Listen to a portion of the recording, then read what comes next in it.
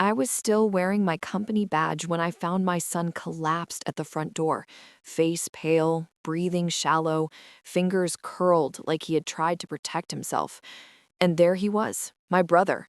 No, the man I used to call my brother, leaning against the hallway wall with a lazy shrug. Just disciplined him, he said, like he was talking about dusting furniture. My parents stepped out from the living room. Their expressions were carved from stone.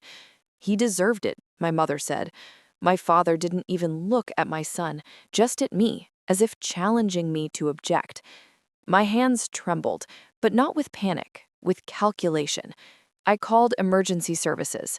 When the medic arrived, he knelt by my son, then looked up at my brother and froze. "Ma'am, is that really your brother?" he whispered, voice thin.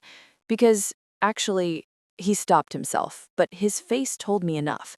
Something was wrong with who my brother really was, and that was the moment everything snapped into alignment.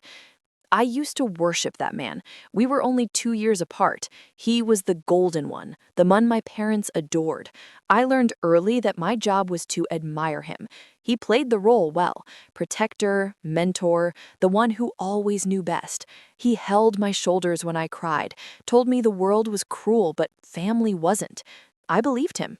I believed all of them. But a mask only lasts as long as you don't look too closely. It began with my son. Small bruises he tried to hide, short flinches when someone knocked at the door. He wouldn't stay alone with my brother, not even for a minute.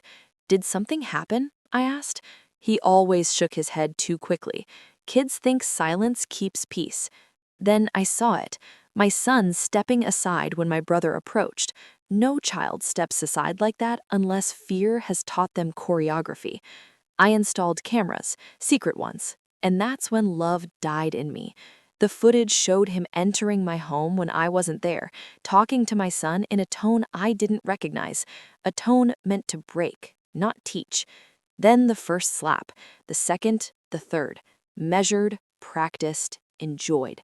I stared at the screen as if watching a stranger performing in my house under my family name. When I confronted my parents with the evidence, they didn't even blink. "He's just toughening the boy," my father said. "This is how we raised you," my mother added.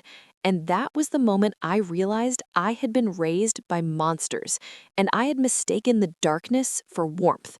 I didn't scream, didn't argue. Emotion is a waste when dealing with predators. I simply began to plan.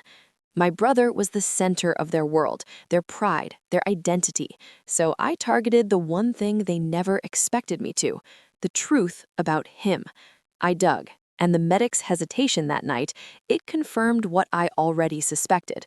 First move, I had the medic document everything: injuries, patterns, timestamps. Second move, I took my son to a child psychologist, building a professional trail. Third move, I contacted a social worker I trusted, filing a quiet report. But the fourth move, that one was mine alone.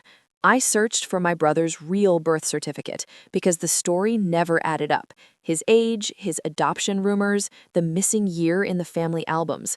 When I finally accessed the old hospital records, the truth was surgical and cruel. My parents had lost their first child at birth. Instead of accepting it, they replaced him with a child from another family, an illegal switch, a stolen identity. He wasn't their son, and he wasn't my brother. He had been living under a name that wasn't his, protected by parents who were too ashamed to admit what they'd done. A stolen son with a stolen sense of entitlement. When the police arrived, summoned quietly by the social worker, my brother laughed. "You think anyone will touch me?" he said.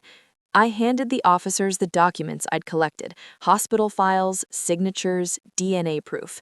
His face changed, not instantly, but slowly, like realizing the floor beneath him wasn't floor at all. "You're not who you think you are," I told him, voice steady, "and you're sure as hell not family." My parents lunged for the papers. Too late. The officers read everything, and the medic who had hesitated earlier, he stepped forward, confirming the identity discrepancies. My brother, no, the man who had pretended to be, was arrested for assault. My parents were taken for questioning regarding the illegal identity switch. Their empire of lies collapsed in one night. All I did was nudge the first domino. My son sleeps peacefully now. No flinches, no shadows. The house feels strange without their voices. Strange, but clean. People say revenge is fire. They're wrong. Revenge is surgical, cold, precise, a final incision that removes the rot so the rest can heal. And as I watch my son breathe safely beside me, I realize I didn't lose a brother. I discovered I never had one, and I am finally free.